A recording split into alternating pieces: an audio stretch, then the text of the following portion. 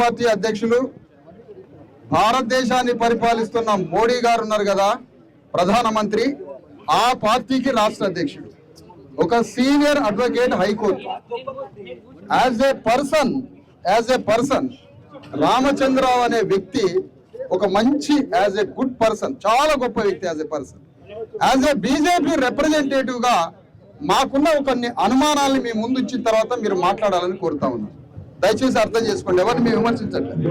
మా అనుమానాలు ఆగండియా, హలో, మా అనుమానాల్ని నివృత్తి చేస్తూ రామచంద్రరావు గారు మాట్లాడి మా హృదయాలని మీరు దొంగిలించండి. ఏమిటి అంటే, ఆగండియా, రామచంద్రరావు గారు ముందుంచే రెండు విషయాలు. హిందూ మతంలో ఉన్న అణగారిన కులాలని హిందూ మతం గౌరవిస్తుందా, గౌరవించదా? హిందూ మతంలో 90% బీసీ ఎస్సీ ఎస్టీలని హిందూ మతం గౌరవిస్తుందా, దూరం పెడుతుందా, దరిచేరనియదా, వాళ్ళ మీద దాడి చేస్తుందా? హిందూ మతంలో ఉన్న అగ్ర కులాలకు మాత్రమే గౌరవం ఉంటుందా, అణగారిన కులాలకి గౌరవం ఉండదా? గౌరవమే ఒకవేళ ఉన్నట్లయితే ఒక చాకలిని గుడిలోకి ఎందుకు రానియట్లే, ఒక మాలామాదిగని గుడిలోకి ఎందుకు రానియట్లే? దేవాలయాల్లో హిందూ మతం చేతిలో ఉన్నటువంటి అన్ని సంస్థల్లో, సంఘాల్లో, వేదికల్లో, ఇన్స్టిట్యూట్స్ లో హిందూ మతంలో ఉన్న అణగారిన కులాల మీద ఎందుకు దాడులు జరుగుతున్నాయి? హిందూ మతంలో ఉన్న అగ్రకులాల మీద గౌరవం ఎందుకున్నది? మరి 90% బీసీ ఎస్సీ ఎస్టీలకి హిందూ మతం ఏం ప్రాధాన్యత ఇస్తుంది, ఏం గౌరవం ఇస్తుందో రామచంద్రరావు గారు తన ఉపన్యాసంలో, తన మాటల్లో క్లియర్ చేయాలని కోరుతున్నా. రాజకీయంగా మాకు అవకాశం లేదు. అగ్రకుల రాజకీయం, అగ్రకుల రాజకీయాల్లో అణగారిన కులాలకి అవకాశం లేదు. అగ్రకులాల సమాజంలో అణగారిన కులాలకు అవకాశం లేదు. ఆధ్యాత్మిక రంగంలో, స్పిరిచువల్ ప్లేస్ లో, ఆ స్కూల్లో, లేదంటే అక్కడ టెంపుల్లో, గుడిలో అణగారిన వర్గాలకి గౌరవం ఉందా లేదా? ఒకవేళ అట్లా లేకపోతే హిందూ మతంలో మా పాత్ర ఏంటి, మా స్థానం ఏంటి? మేము హిందూ మతాన్ని వేల సంవత్సరాలుగా మోస్తున్నాం.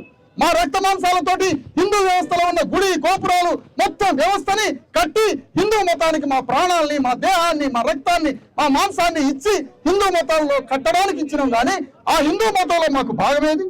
ఆ హిందూ మత ఆధ్యాత్మిక ప్రపంచంలో మా వాటా అయ్యేది? దేవుడి దగ్గర మా వాటా అయ్యేది? ఉల్టా దేవుడి దగ్గరికి, గుడి దగ్గరికి పోతే అణగారిన కులాలకి అదన్న ఇక్కడ మాట్లాడదు, అణగారిన కులాలకి ఇక్కడ అవకాశం లేకుండా పోయింది. అందుకనే నేనేమంటానంటే, దేవుణ్ణి పూజించడానికి వచ్చిన ఒక రెడ్డి మీద దాడి జరిగిద్దా? దేవుణ్ణి పూజించడానికి వచ్చిన ఒక వెలమ మీద దాడి జరిగిద్దా? దేవుణ్ణి పూజించడానికి వచ్చిన ఒక బ్రాహ్మణుడి మీద దాడి జరిగిద్దా? కానీ దేవుణ్ణి పూజించడానికి దేవుడి గుడిలోకి వచ్చిన బీసీ ఎస్సీ ఎస్టీల మీదనే ఎందుకు దాడులు జరుగుతున్నాయో రామచంద్రరావు గారు చెప్పాలి. ఇక్కడ మాకు అనుమానాలు ఉన్నాయి, మేము ఆరోపిస్తున్నాం, మీరు వివరించండి.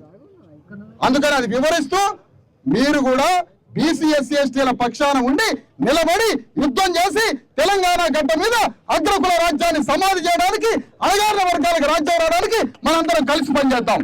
ఆ దిశగా మీరు మాట్లాడాలని కోరుతున్నాం.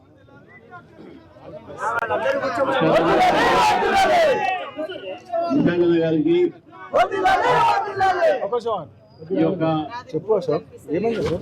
శిబిరంలో సాంఘీభావం అనేక రాజకీయ పార్టీలకు, వారి నాయకులకు, సంఘాల నాయకులకు అందరికీ కూడా నేను పేరు పేరున నమస్కరిస్తూ, పత్రికా విలేకరులకు, ఈ యొక్క దాడి గణేష్ పైన జరిగింది ఏదో ఉందో ముందుగా దాన్ని నేను తీవ్రంగా ఖండిస్తా ఉన్నాను. రెండోది, ఇక్కడ రాజకీయం కాదు, ఒక మానవత్వంతో మనం వచ్చినటువంటి విషయాన్ని కూడా మీ అందరికి తెలియజేస్తా ఉన్నాను. ఒక చంటి పాప ఈరోజు ఈ యొక్క సంఘటనలో ప్రాణం పోయింది అని అంటే, అది కూడా గుడి దగ్గర పోయిందంటే సమాజం మొత్తం కూడా సిగ్గుతో తల వంచుకోవాల్సిన అవసరం ఉందని చెప్పి నేను కూడా భావిస్తా ఉన్నాను. ఈరోజు పోలీసులు కానీ, రెవెన్యూ అధికారులు కానీ వారి బాధ్యతలు సరిగా చేయలేదనేటువంటి ఒక విషయాలుగా బయటపడతా ఉన్నాయి. ఎఫ్ఐఆర్ ఎవరి ముందు కంప్లైంట్ ఇస్తే వాళ్ళకి తీయాలా, ఎవరైతే దెబ్బలు తిన్నారో వాళ్ళ మీదనే కేసులు వేయాలా, విక్టిమ్ నే అక్యూజ్ చేస్తే బాధితులనే మీరు ముద్దాగా చేస్తే ఈరోజు ఎటువంటి న్యాయం మన తెలంగాణలో ఉన్నది ఒక్కసారి మనం ఆలోచించాలి. ఇప్పుడే మా ఆచార్య గారు మాట్లాడారు, తాడూరు శ్రీనివాస్ గారు మాట్లాడారు, నాతోని మా భరత్ గారు వచ్చారు, మా జిల్లా అధ్యక్షుడు నరేంద్ర గారు అందరూ కూడా వచ్చారు. ఇక్కడ మా బీసీ నాయకులు వచ్చారు, ఓబీసీ రాష్ట్ర అధ్యక్షులు వచ్చారు. నేను నా పార్టీ తరఫు నుంచి మా వాళ్ళు మాట్లాడారు, నేను కూడా చెప్తా ఉన్నాను. ఇది రెండో విషయము. నేను మన విషాద్ గారు చెప్పారు, నన్ను అడిగారు. హిందూ మతం విషయంలో మరొకసారి చెప్పాల్సిన అవసరం కూడా ఉంది. హిందూ మతము కులాలకు వీటికి ప్రాధాన్యత ఇవ్వదు, అన్ని కులాలు ఒకటే ఉంటుంది. ఈరోజు జరిగినటువంటి ఒక సంఘటన యావత్ మేము కూడా సిగ్గుపడతా ఉన్నాం. దేవాలయాల్లో చేసేటటువంటి వ్యక్తులు చేస్తున్నారు, అది వ్యవస్థ చేయట్లేదు.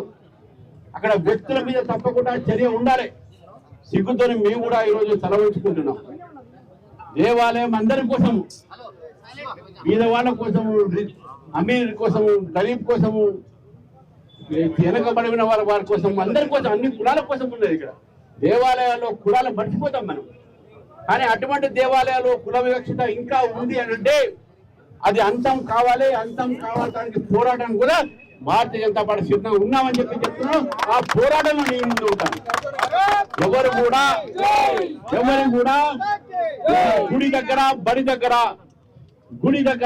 దగ్గర కుల వివక్షత ఉండకూడదు, పేద ధనిక ఒక వివక్షత ఉండకూడదు. అందరం కూడా ఒకటే. దేవుడు ముందైనా కానీ, చట్టం ముందు కానీ, నీ చట్టాన్ని నమ్మేటోడిని, నీ రాజ్యాంగాన్ని నమ్మేటోడిని. రాజ్యాంగమే మనకు దేవత. ఆ రాజ్యాంగం ముందు అందరూ ఒకటే. ఎవరిని కూడా వివక్షతను చూడటానికి వీల్లేదు. ఈ రోజు ఈ సంఘటన జరిగిందో, ఈ సంఘటన వల్ల యావత్ సమాజం తల ఎత్తుకుంటుంది. విషాద అడిగారు, హిందూ మతంలో అందరికీ స్థానం ఉన్నది, హిందూ దేవాలయాలు అందరికీ స్థానం ఉన్నది.